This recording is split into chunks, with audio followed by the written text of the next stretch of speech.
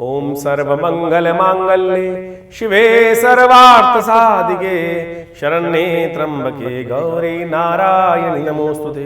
नमस्कार, स्वागत है आपका आचार्य वाणी में। मैं आचार्य विक्रमादित्य आपके साथ हूँ और आज का विषय हमारा जो है वो है वृश्चिक राशि वालों के लिए ग्रहों का योगायोग कैसा रहेगा दिसंबर के मध्यकाल में। देखिए, दिसंबर का मध्यकाल वृश्चिक राशि वालों के लिए बड़ा महत्वपूर्ण योग बनाता दिखाई दे रहा है।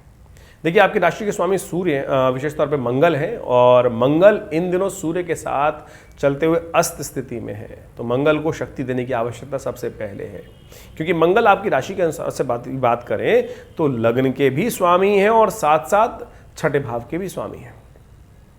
इसके साथ साथ इन दिसंबर के मध्यकाल में बुध भी अस्त होने के योग बनाएंगे, वक्री होने के योग बनाएंगे, सूर्य परिवर्तन की तरफ जाएंगे और ये सूर्य का परिवर्तन आपके लिए बड़ा महत्वपूर्ण रहने वाला है। इस दिसंबर के काल के अंदर इच्छाधारी योग बना सकता है आपके लिए, खासतौर पर ध्यान रखते हुए कार्य करना है आपको।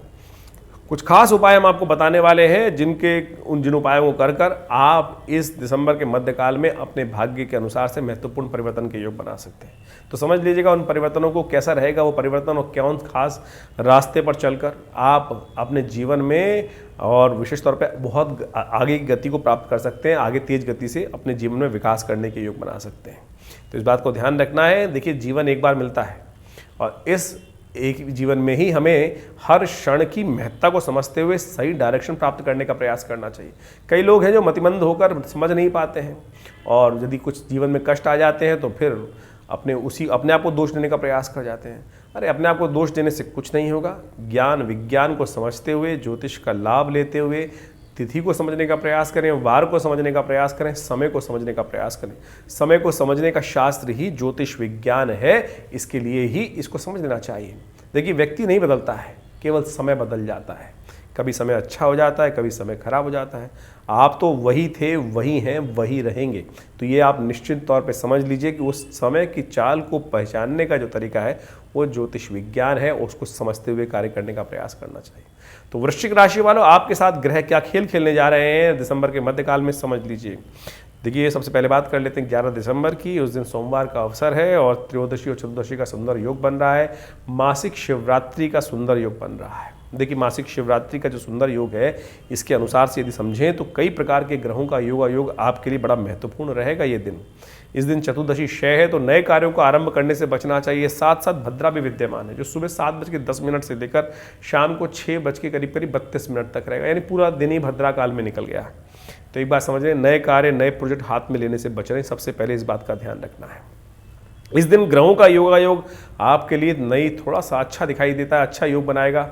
जो पहले दिन गए हैं उनसे उपेक्षा काफ़ी कुछ इंप्रूवमेंट मनोमस्तिष्क में हो सकते हैं, लेकिन आज भी चंद्रमा क्षीण है, तो उसके लिए कुछ खास उपाय करने की ज़रूरत है। सोमवार का अवसर है और सोमवार का दिन चंद्रमा के लिए भी और भगवान शिव के लिए भी दिन विशेष माना जाता है। तो ऐसे में उपाय छोटा सा बता देते हैं, कर लीजिए, कल्याण के योग बनेंगे।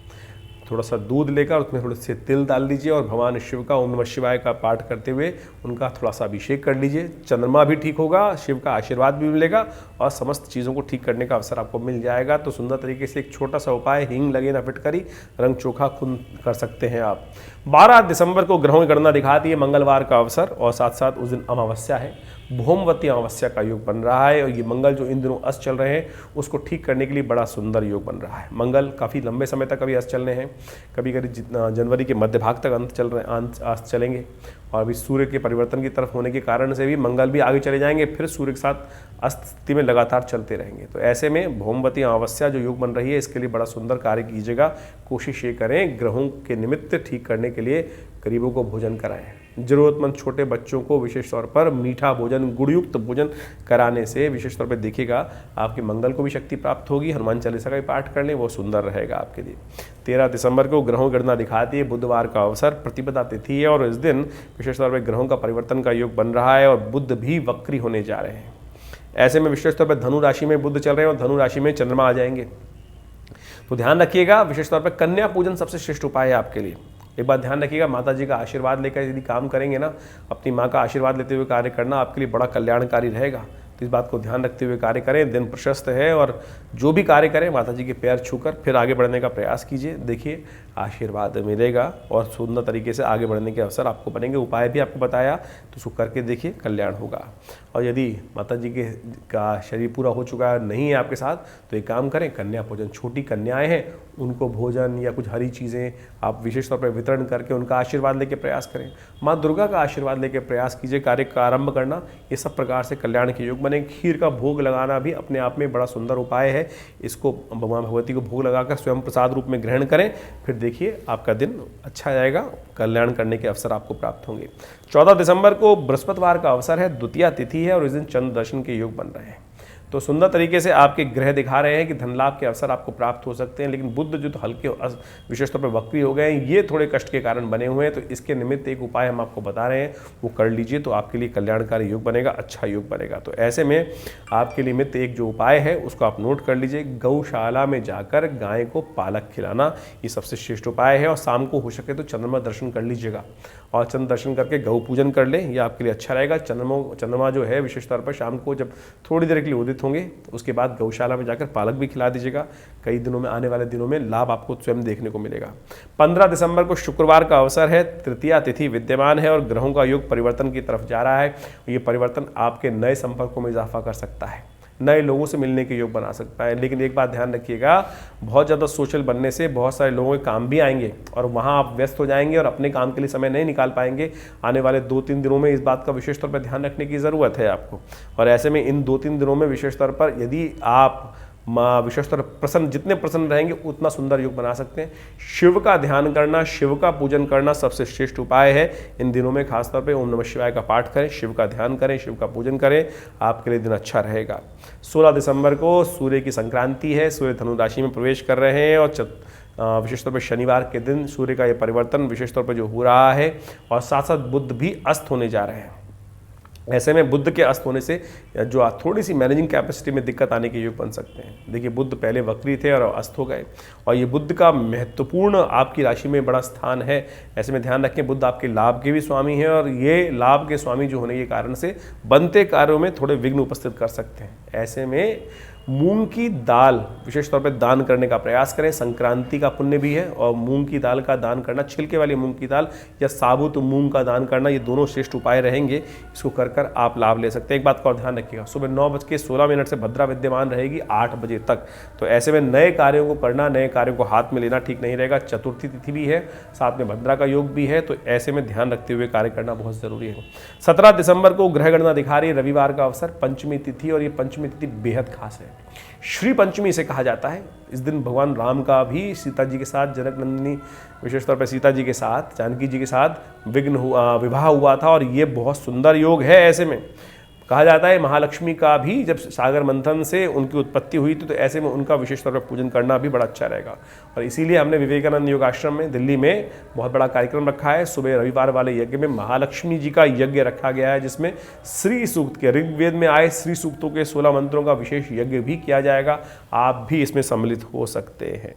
जो कुंभ में परिवर्तन रहेगा चंद्रमा का, ये आपके लिए बहुत महत्वपूर्ण रहने वाला है। और ऐसे में यदि आप भगवती का पूजन भी करेंगे तो बहुत सुंदर योग बनेगा। ग्रहों का योगायोग आपके लिए अनुकूल बनता दिखाई दे रहा है, लेकिन दोपहर के बाद थोड़ा स्वास्थ्य का ध्यान रखने की ज़रूरत है।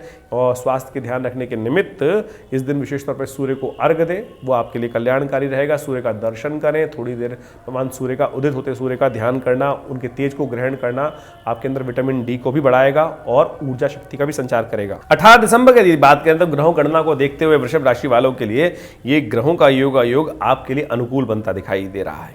ऐसे में स्कंद षष्ठी भी है, इस दिन सोमवार का अवसर है और साथ साथ चंपा षष्ठी भी है। ग्रहों का योग आपके अनुकूल दिखाई देता है और मन को एकाग्र करने के लिए बड़ा सुंदर योग बनता दिखाई दे रहा है। ऐसे में बस ये ध्यान रखना है आपको कि स्वास्थ्य का विशेष तौर पर ध्यान रखते हुए कार्य करें।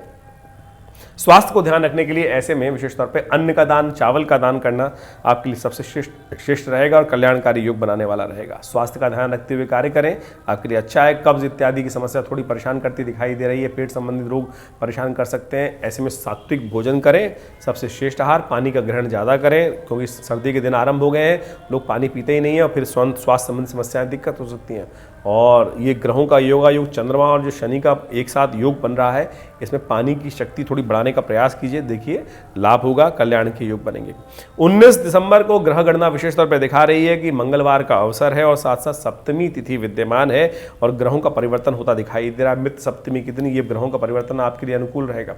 सुबह बनिस्पत थोड़ी भारी दिखाई देती है, शाम के समय कुछ महत्वपूर्ण परिवर्तन के योग बनेंगे, शुभ समाचार प्राप्त होने के संकेत बन सकते हैं। साथ साथ इस दिन ग्रहों का योगायोग के साथ साथ एक बात का और ध्यान रखें, सुबह सर्वार्थ सिद्धि योग भी बन रहा है, नया कार्य आरंभ करने के दिन अच्छा दिखाई देता है। लेकिन समय नोट कर लीजिए, 7:12 से लेकर सुबह ये सर्वार्थ सिद्धि योग जो है करीब करीब 1:06 तक रहेगा। लेकिन 1:06 के बाद से लेकर रात्रि में 12 बजे तक भद्रा विद्यमान हो जाएगी। तो 1:06 के बाद भद्रा विद्यमान होते ही नए कार्यों से को आरंभ करने से, नए प्रोजेक्ट को हाथ में लेने से बचना चाहिए। मित्र सप्तमी है इस दिन, तो भगवान सूर्य का दर्शन करते हुए उनको अर्घ्य देकर दिन का आरंभ करना आपके लिए अच्छा रहेगा और नई शक्ति का संचार करने के योग बनेंगे। तो ये सब उपाय कर लीजिए, कल्याण होगा। 20 दिसंबर को ग्रह गणना विशेष तौर पर दिखा रही है, इस दिन दुर्गा अष्टमी है और आपके कार्यों को विशेष तौर पर पॉजिटिव फल प्राप्त होने के योग बन सकते हैं। ऐसे में एक बात का ध्यान रखना है कि आपको अपने जीवन साथी को प्रसन्न रखने का प्रयास करें जो शादीशुदा लोग हैं, और विशेष तौर पे जितने पॉजिटिव सोचोगे उतना बढ़िया लाभ प्राप्त होने के योग बनेंगे। जितना नेगेटिव सोचोगे ना, तो ऐसे में क्या इच्छाधारी योग बन के आपकी राशि में तैयार हो गया अभी आने वाले कुछ दिनों के लिए। जो ये आरंभ हो गया है काल, इसको समझते हुए कार्य करें विशेष तौर पे कि ये जो सूर्य का परिवर्तन हुआ है आपके मनोमस्तिष्क में पॉजिटिव साइन दे रहा है। नेगेटिव सोचने से हटना पड़ेगा। यदि नेगेटिव सोचते रहोगे ना तो नेगेटिव घटना शुरू हो जाएगा आपके साथ। इस बात का ध्यान रखते हुए कार्य करें, पॉजिटिव सोचें, अच्छा सोचें। जो सामने घटनाएं हैं उसमें भी परिवर्तन करने का योग बना सकते हो। नित्य प्रति भगवान सूर्य को जल देने के लिए प्रयास करो, देखिए परिवर्तन का योग बनेंगे। माँ भगवती दुर्गा की आराधना करें, माँ भगवती के मंदिर में जाकर उनमें लाल पुष्प अर्पित करें, हलवे का भोग लगाएं, आपके समस्त मनोरथ सिद्ध होने के योग बनेंगे। ग्रहों का योगायोग क्या है, कैसा है, दिसंबर के मध्यकाल में आपने समझा, उपाय भी हमने आपको बताए।